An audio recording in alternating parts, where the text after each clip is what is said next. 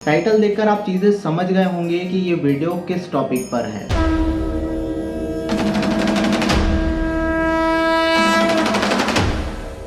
इस वीडियो में हम तीन चीजें जानेंगे, जिसमें सबसे पहली होगी कि भगवान विष्णु के छठे अवतार कहे जाने वाले भगवान परशुराम के आज ज्यादा मंदिर क्यों नहीं है, और दूसरी चीज ये होगी कि क्या सच में भगवान परशुराम ने अपनी माता का वध किया था। तीसरी और सबसे इंटरेस्टिंग चीज कि क्या सच में भगवान परशुराम जी ने भगवान श्री कृष्ण को सुदर्शन चक्र दिया था। वीडियो शुरू करने से पहले यदि आपने अभी तक चैनल को सब्सक्राइब नहीं किया है तो चैनल को सब्सक्राइब कीजिए और बेल आइकन भी दबाइएगा। तो सीधे मुद्दे की बात करते हैं कि क्यों भगवान परशुराम जी के आज ज्यादा मंदिर देखने के लिए आपको नहीं मिलते हैं। जितनी मैंने रिसर्च की है मुझे उससे ये पता चलता है कि भगवान परशुराम की ज्यादा पूजा नहीं होना और उनके ज्यादा मंदिर नहीं होने के मुख्यतः तीन कारण माने जाते हैं। सबसे पहला कारण ये माना जाता है कि एक बार भगवान परशुराम जी की माता रेणुका नदी से पानी इकट्ठा कर रही थी और माता रेणुका को ऐसा वरदान प्राप्त था कि वो मिट्टी के कच्चे घड़ों में पानी भर सके, और पानी भरते भरते ही माता रेणुका को नदी में एक छवि दिखाई दी और वो छवि थी कार्तिवीर्य राजा की। और ऐसा माना जाता है कि कार्तिवीर्य राजा इतने सुंदर थे और हष्ट पुष्ट थे कि कोई भी उन पर आसानी से मोहित हो जाए। जब परशुराम जी की माता रेणुका ने उस छवि को देखा तो उनके मन में भी थोड़ी देर के लिए काम वासना जाग उठी, और उस थोड़ी सी देर की काम वासना के कारण रेणुका के कच्चे घड़ों में पानी भरने का वरदान श्रापित हो गया या चले गया। जब ये बात परशुराम जी के पिता को पता चली तो उन्होंने रेणुका के शर को धड़ से अलग करने का आदेश दे दिया। हालांकि माता रेणुका के मन में सिर्फ काम वासना का विचार आया था, उन्होंने ऐसी कोई भी क्रिया नहीं की थी जिससे उनका सर धड़ से अलग किया जाए। जब ये बात परशुराम जी के भाइयों को पता चली तो उन्होंने अपने पिता की आज्ञा को मानने से मना कर दिया और उन्होंने ये कहा कि हम अपनी माता का सर नहीं काट सकते। और जब ये बात भगवान परशुराम जी से कही गई तो उन्होंने अपने पिता की आज्ञा का पालन किया और अपनी माता का सर धड़ से अलग कर दिया। हालांकि बाद में उन्होंने अपने पिता से अनुरोध किया कि वो उनकी माता को जादुई शक्तियों से वापस जीवित कर दे। और भगवान परशुराम को नहीं पूजे जाने का दूसरा कारण ये माना जाता है कि एक बार उनके पिता की गाय को एक क्षत्रिय राजा ने अपनी प्रजा की सुख सुविधाओं को देखते हुए उस गाय को चुरा लिया था, जिसका नाम था कामधेनु। और उस कामधेनु गाय को बचाने के चक्कर में उनके पिता की मृत्यु उस राजा के हाथों हो गई। फिर क्या था, भगवान परशुराम जी ने ये वचन लिया कि वो संपूर्ण क्षत्रिय वंश का इस धरती से नाश कर देंगे। और कुछ लोग तो आज भी यही मानते हैं कि भगवान परशुराम जी ने संपूर्ण क्षत्रिय वंश का नाश कर दिया था। आप मुझे कमेंट करके बताना कि क्या ऐसा सच में हुआ है। अब हम हमारे तीसरे पॉइंट पर आते हैं कि क्या सच में भगवान श्री कृष्ण को सुदर्शन चक्र भगवान परशुराम जी ने दिया था। देखिए, पौराणिक मान्यताएं तो यही बताती हैं कि जब भगवान श्री कृष्ण गुरुकुल में शिक्षा ग्रहण कर रहे थे तब परशुराम जी की मुलाकात भगवान श्री कृष्ण से हुई थी और उन्होंने ही भगवान श्री कृष्ण को सुदर्शन चक्र दिया था। अब कुछ लोग ये सोच रहे होंगे कि भगवान श्री कृष्ण तो स्वयं इतने शक्तिशाली हैं, फिर परशुराम जी ने उन्हें सुदर्शन चक्र क्यों गिफ्ट किया। देखिए, ऐसा माना जाता है कि जब भगवान श्री कृष्ण ने धरती पर अवतार लिया था श्री कृष्ण के रूप में, तो वो अपनी सारी शक्तियां यहाँ पर लेकर नहीं आए थे। और उस समय भगवान परशुराम के पास अपनी तपस्या के कारण इतने सारे शस्त्र थे जितने सारी दुनिया में उस समय किसी और के पास नहीं थे। इसीलिए उन्होंने भगवान श्री कृष्ण को सुदर्शन चक्र दिया था। अब मैं महाभारत काल के कुछ ऐसे लोगों के नाम बता रहा हूँ जिनके बारे में ये कहा जाता है कि वो आज भी इस धरती पर जिंदा है। सबसे पहला नाम है अश्वत्थामा, जिन्हें शास्त्रों में आज भी अमर बताया गया है। तीसरे हैं हमारे प्यारे हनुमान जी और चौथे हैं ऋषि मार्कंडे।